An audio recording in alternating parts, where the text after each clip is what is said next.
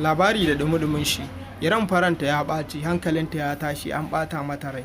Iran ta riƙa kaiwa muhimman cibiyoyin farmaki a faɗin gabas ta tsakiya guda 8 tun a ƙarshen watan Fabrairu, inda haddasa ɓarnar miliyoyin daloli ga na'urorin tsaron samaniya na zamani da jiragen zubawa jiragen yaƙi mai sama da na'urorin hangen jirage na RED.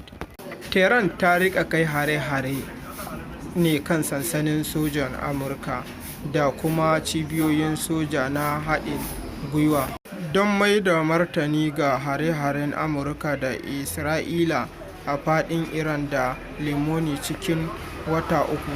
Ma'aikatar tsaron Amurka Pentagon ta ce ta kai hare kan wuraren fiye da 13,000 a Iran tun fara aikin sojan.